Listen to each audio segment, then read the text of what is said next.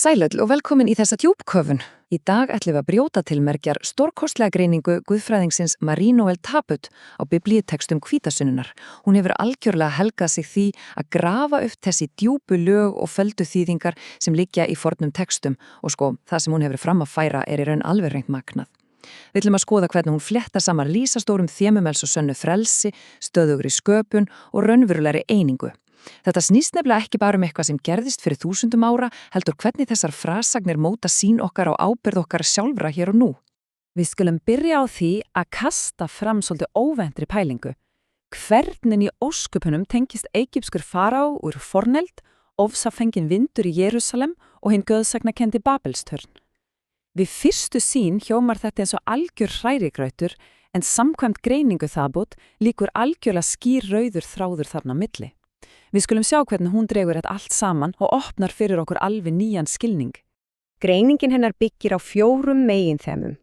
Við byrjum á nýja Sínaífjalli, skoðum svo hugmyndina stöðuga sköpun, færum okkur þaðan yfir í einingu í fjölbreytileika og endum á hlutverki fyrirgefningarinnar. Þetta rosalegur sögubogi sem byrjar í kosmískri sköpunarsögu og endar í hárbeitri persónulegri ábyrgð okkar alla. Vindum okkur þá beint í fyrsta hlutan, nýja Sínaífjallið. Til að átta okkur á þessu verðum við aðeins að stíga inn í sögulega samhengið í Jerúsalem. Sjáu þetta fyrir ykkur. Jerúsalem alveg stútfull af fólki. Þúsundir pílagríma hvaðan yfir úr heiminum mættir, rökugir og þreyttir eftir langferðalög.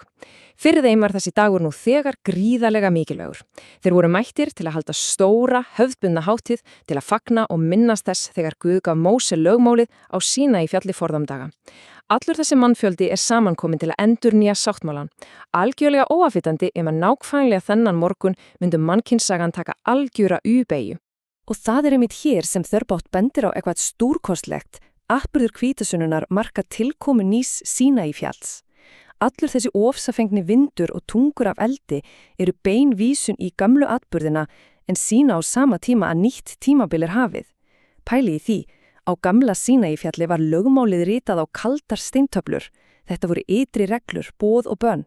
En Núna lögmálið ritað beint á hjörtu fólks, rétt eins og spámaðurinn Esekiel hafði sagt fyrir Þörbátt leggur mikla áherslu á að þetta það sem veitir okkur raunverulegt frelsi.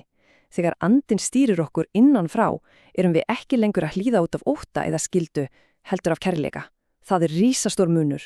Skoðum aðeins stórskemmtilegan samanburð milli Babelsturnsins og hvítasunnunar. Í gömlu sögunni Babel höfðu allir sama tungumál, en tungumálanum var rumlað og fólki dreift til að koma í veg fyrir algjöra og stórhættulega einsleitni. Á hvítasunnu gerist nákvæmlega hið öfuga, en þó á annan hátt. Fólk safnast saman og allir skilja boðskapinn á sínu eigin móðurmáli.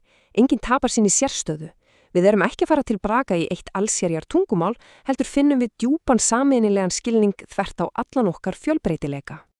Þetta nefnilega málið. Taput bendir á að inngrip Guðs við Babelstjórnin hafi raun verið stórt kærleikasverk. Það var gert til að bjarga okkur frá einnar hugsunarhættunni.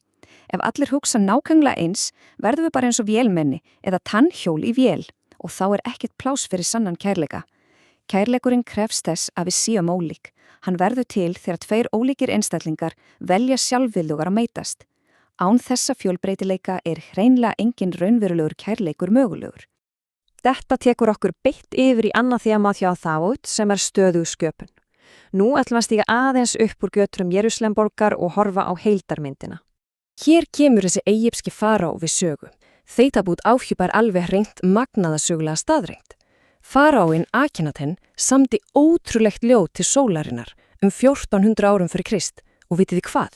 Sálmur 104 í biblíunni stilrænt séð nánast alveg eins og þetta forna egypska ljóð. En munurinn liggur í guðfræðinni og hann gífurlegur. Í Sálmu 104 sólin nefnilega sveipt öllum sínum guðla mætti.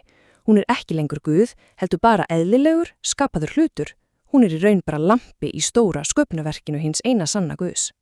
Og það sem meira sálmurinn notar 4-stafa afnið helga, IHVH. Og af hverju skiptir það máli? Af því að það þýðir að þessi tignarlegi skapari alls alheimsins ekki eitthvað fjarlægt og kalt afl út í geimi. Hann Guð sáttmálans. Hann persónulega Guð sem þráir í náið, lífandi samband við okkur. Það fangar nákvæmlega þessa mögnuðu pælingu hjá Thabot. Sköpunin var nefnilega ekki bara einhver atburður sem átti sér stað einu sinni fyrir langa löngu og svo var allt búið. Þvert á móti, sköpunin er stöðugur, lífandi andadráttur. Á hverjum morgni þegar sólin rís, með hverjum andadrátti er jörðin að endurnýjast. Við lífum í miðju sköpunarverki sem er ennþá að fullu. Förum þá yfir í þriðja hluta greiningarinnar, eining í fjölbreytileika.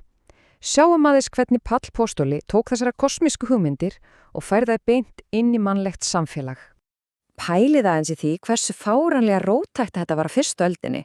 Við erum að tala um heim þar sem gjáin milli hópa var risastór. Strangtrúaðir gyðingar settust hreinlega ekki til borðs með heiðingjum og meistarar áttu sína þræla með húð og hári. Þannig að þegar Páll postuli stígur fram og gjörsamlega turkar út alla þessa félagslega stéttaskiptingu, það var algjört sprengjefni. Hann lýsti því yfir að undir þessum eina anda væri allir nákvæmlega jafnir. Engin valdapíramíði, engin innbyggð stéttaskiptingu. Þetta var sýn á manngildi sem heimurinn hafði nánast aldrei áður séð. Hugmyndin er sem sagt alls ekki að fletja alla út í eitthvað eitt grátt og óspennandi mót. Thabot notar þessa frábæra myndlíkingu. Samfélagið er stórkostleg mósaíkmynd. Til að mósaíkmynd verði falleg, verður hver einasti kubur að halda sínum eigin lit, lögun og áferð. Fjölbreytileikinn, ungir gamlir, alls konar bakgrunnur og uppruni, er einmitt það sem skapar stóru, fallegu heildarmyndina. Án þessara ólíku og litríku hluta væri engin heild. Og þá erum við komin að fjórða og síðasta hlutanum hjá Thabot, hlutverk fyrirgefingarinnar. Hérna skiptum við algjörlega gír. Við fórum úr stóru hópdynamikinni og samfélaginu og rýnum beint í hina djúpu persónlega ábyrgð sem við berum hvert og eitt. Það mynd sýnir okkur magnaða tengingu hérna í Jóhannesarguspjallið. Þegar Jesús andar á lærisveinana er það bein speglun á því þegar Guð andaði lífsandanum í mannin í sköpunarsögunni í Mósebók og við sjáum þessa heilandi tímalínu. Gamla sköpunin tók 7 daga en athugi þetta atvik á sér stað á kveldi fyrsta dags í nýri viku. Það mynd útskýri mjög vel hvernig þessi tímasetning rammar allt inn guðfræðilega. Þetta er ekki bara enn einn dagurinn, þetta er fyrsti dagurinn í algjörlega nýjum kafla í sögu mannkyns. Og hér verðum við að skoða aðeins betur þetta hugtak sem er oft kallað 8. dagurinn. Í gamli hefð var 8. dagurinn ekki bara dagatalspeiling, heldur gríðarstort tákn. Hann vísaði í komum messiasaraldarinnar nýja upphafið sem fólk hafi beðið eftir. Þessi dagur táknar algjöra og djúpstæða endursköpun á sjálfum anda mannkynsins, þar sem dauðinn og gamlar, frosnar venjur þurfa endanlega að víkja fyrir nýju lífi. Til að sýna hversu mikið vægi þetta hefur, teiknar Thabot upp mjög skýra og nánast formlega boðkeðju. Sjáið til. Skref 1. Faðirinn sendir Jesú inn í heiminn. Skref 2. Jesús andar andanum yfir lærisveinana. Og svo skref 3. Stóra verkefnið. Lærisveinarnir eru sendir út með það markmið að fyrirgefa. Þetta sýnir okkur að andinn var ekki gefin bara til að fólki líðið vel með sjálft sig. Andanum fylgir mjög skýrt aðgerðamiða verkefni. Og heyri þessi þungu orð. Hverjum þeim sem þið fyrirgefið syndirnar eru þær fyrirgefnar. Hverjum þeim sem þið synjiði fyrirgefningar er synjað. Thabot bendir á að hér eru við að fá gríðarlegt vald í hendurnar. Okkur er í raun ætlað að stíga inn í þennan úlfaheim eins og lömb, að mæta elsku og ofdeldi án þess að grípa sjálf til vopna eða hefnda. Við höfum fengið það hlutverk, hvorki meira né minna, að stöðva sjálfan spíral hatursins og ofbeldisins. Og hvernig gerum við það? Með fyrirgefningunni. Svo við sitjum að lokum eftir með þessa algjörlega hárbeittu spurningu frá Thabot.